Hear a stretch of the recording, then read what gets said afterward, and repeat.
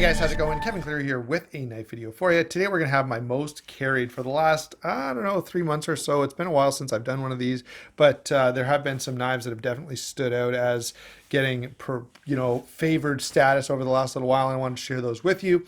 I also wanted to start the video by sharing with you once again my Olight Baton S Mini and my X701. This is a zebra pen.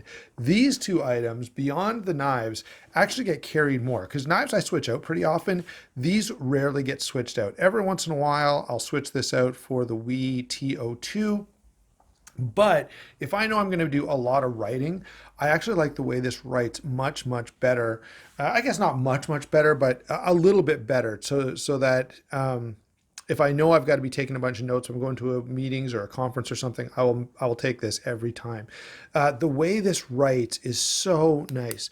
You can see it's a very fine tip, like you're used to seeing. If you have a Zebra F701, it's got that nice fine tip. But because of the way this ink pressurizes, so when you depress the clicker here, it actually puts a certain amount of pressure on the ink itself, on the refill itself.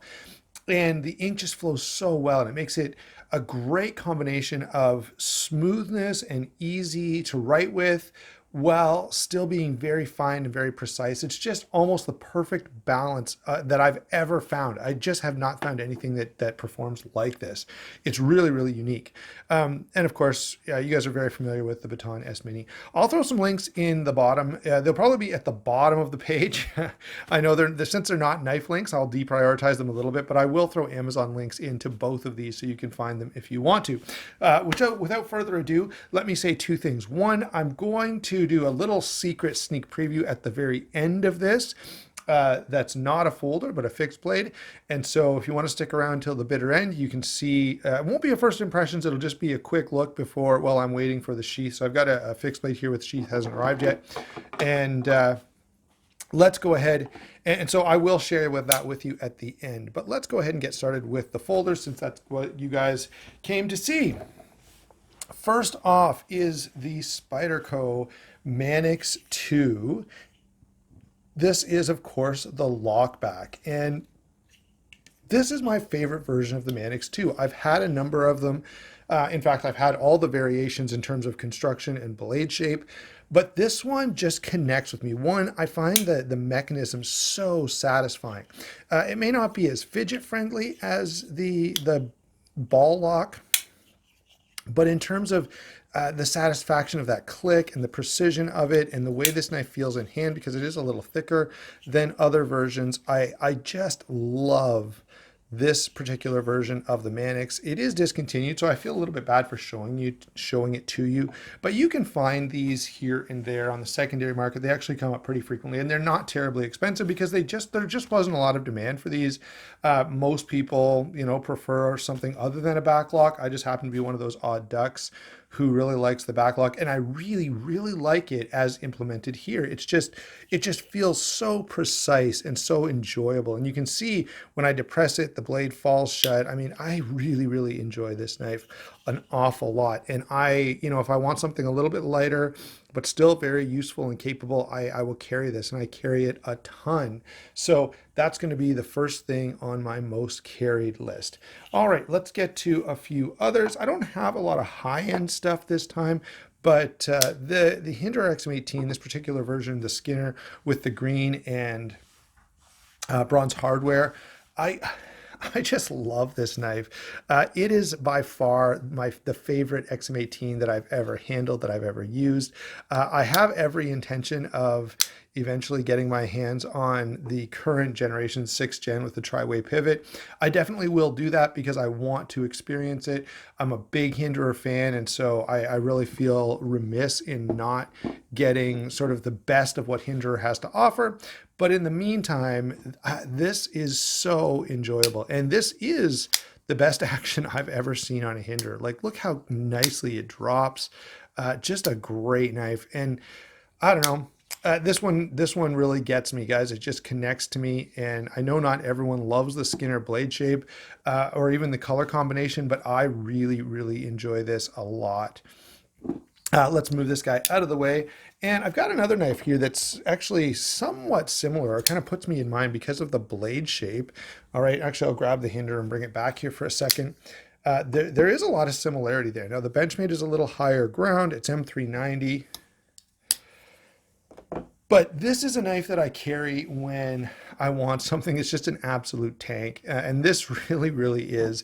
The way this blade is ground and the way this whole thing is built, it's just designed to be nearly indestructible. This was sort of Benchmade's answer to those early days when I was first getting into knives, where the craze was just hard use, heavy duty. Can we make it bigger, heavier, thicker, stronger?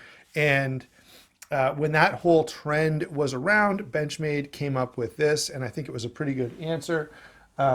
Essentially, they took what was already an extremely well-designed blade in the 940 and grew it up to this size. You know, this is sort of like a Benchmade 940 on steroids, and I love this thing. The only complaint that people often share with me is the proud jimping here, where these are pretty sharp little points. For my purposes, I don't know, I don't find it all that bad. Now, part of it is when I'm using the knife for any amount of cutting, I'm usually in a saber grip. And in a saber grip, you don't feel those points quite as much. If I come back to a hammer grip and I really grip down, I can feel them a little. But for me, I don't know, they don't bother me all that much. And I think part of it is the way I grip the knife for sure.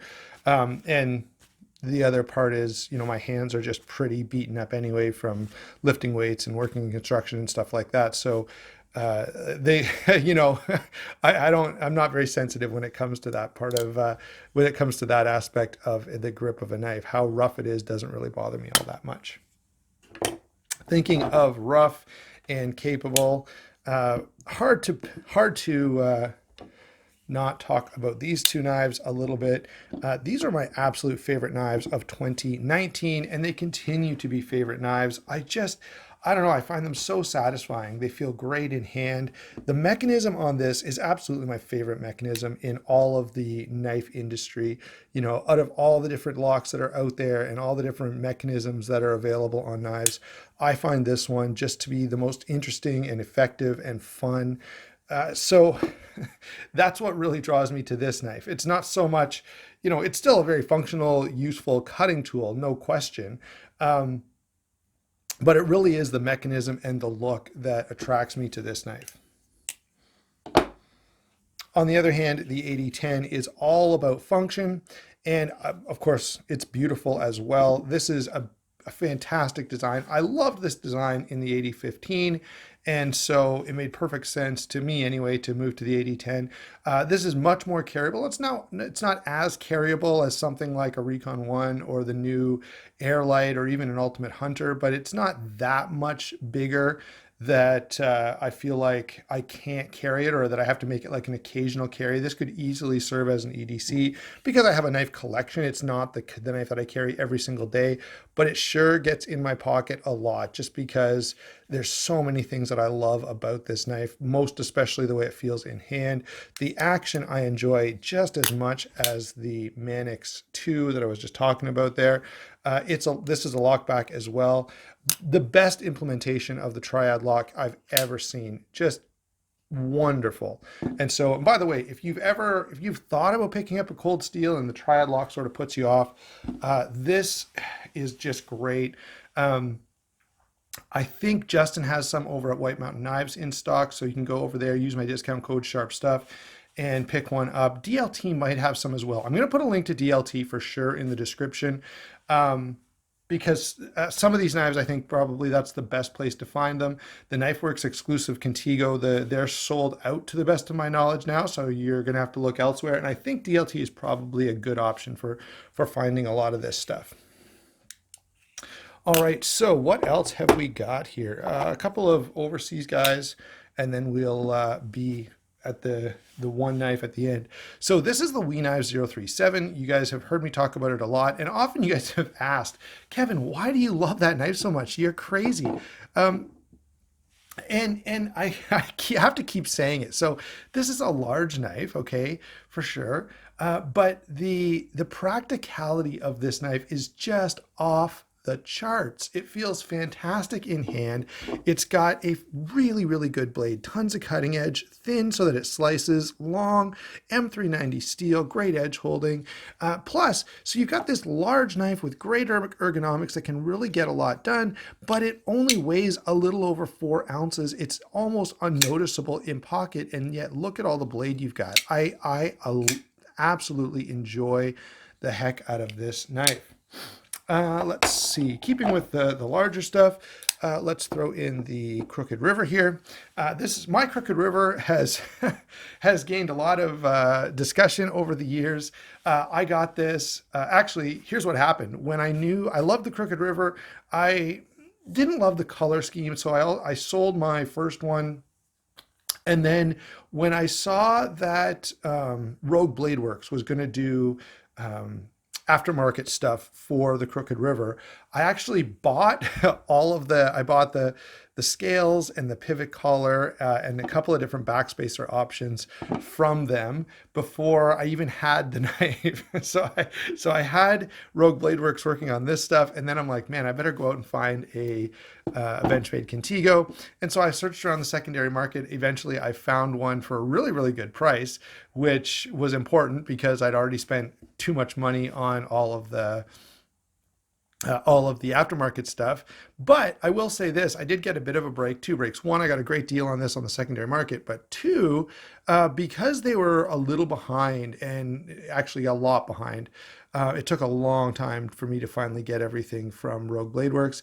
They felt bad, and they included this carbon fiber clip. So that was nice, and I have put the clip on there. Every once in a while, I toy with the idea of switching it over for a deep carry clip.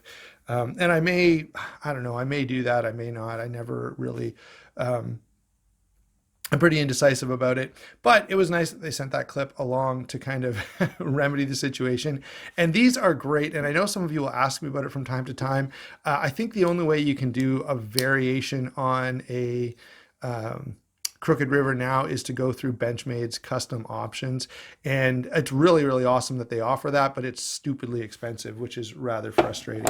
Last but not least, a knife that has been in almost every one of these most carried videos. This is the Riad Torrent. Now, guys, this knife has been around for a while. I've owned this one for quite a long time. They've actually done a couple of different editions since I've owned this one, but this remains one of my favorite examples of a high-end folder. All right, the action is perfect, the detent is perfect, the fit and finish is perfect. I mean, everything about this knife is exactly what I look for in a high-end knife. And so one of the reasons I keep this is because anything else that I get, I feel like this is a great comparison. If it's not as good or better than this, then it's not meeting the requirements of a truly high-end, well-finished knife. On the other hand, I also get to enjoy all of that high-end stuff in a knife that is pretty confidence inspiring, that I don't mind carrying and using.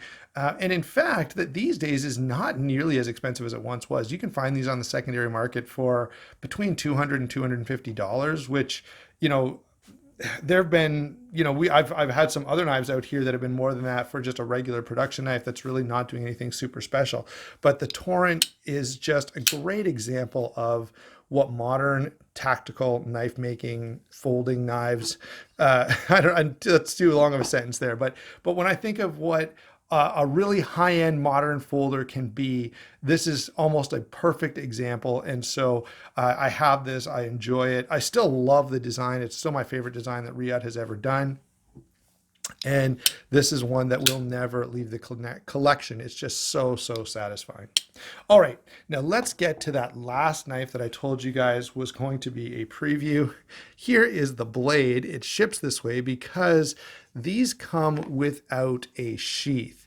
This is the Jesse Jaros Globetrotter. If you don't follow Jesse on Instagram, by the way, there is a K-Bar version of this. I think Jesse has done like 3 or 4 collaborations with K-Bar. This is the mid-tech version. All right, so to my knowledge, you know, they come partially done. Jesse assembles and sharpens them and that kind of thing.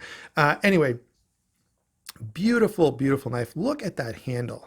I want to get this to focus properly. There you go. Look at that, guys. Really attractive little knife here. The only sort of story around these is Jesse makes them just like this, and this is how they ship. There's no sheath.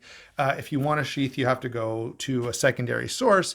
And I went to shoot. I've forgotten where I went, but I will put his Instagram in the comments. I mean, in the description box below. If I forget, I'll put it in the comments below. So the sheath is not here yet. So once the sheath comes, I'll do a typical first impressions the way I always do. But I'm really loving the knife itself. I like the design. I love that handle. I like Jesse's work a lot. All of his designs I really enjoy. And he's got some really spectacular pieces out there. And I've wanted something from him for a long time. I've had a custom that was an early version it was good, but you could tell he hadn't quite refined his craft yet. This is really good, and his current folders are fantastic. And one of these times I'll get my hands on one. So anyway, Jesse Jarrell's Globetrotter is the knife that I wanted to give you guys as a sneak peek. Okay, so in the next week or so, I think that sheath should be here, and I'll be able to give you an actual first impressions. All right, thanks for watching. Don't forget to check the links down below. That does help the channel. The DLT trading link is great. And look for we have a new sponsor coming up, and in the next few days you should get a video about that. So I'm pretty excited to start working with a different company in addition to, I'm not stopping my relationship with anyone else. Sorry, we'll still get stuff from White Mountain Knives. We'll still promote DLT trading. I've still got my Amazon store. All that stuff is going strong. And by the way, you guys using that stuff is a huge help. So thank you again. Thank you so much for doing that. It makes a big difference. In fact, I recently ordered a bunch of Mora stuff with Amazon revenue. And so I'm going to do a whole sort of discussion video. I'm going to wait till I can get outdoors and compare a bunch of different Mora knives, and of course have them for comparison to other fixed blades since they're so well known. So thanks a lot, guys. Keep it up. It really does make the channel possible. There's no way I have the disposable income to run this channel. It just wouldn't work. So it really does depend on you guys, and you do a great job. Thank you so much. We'll talk to you later.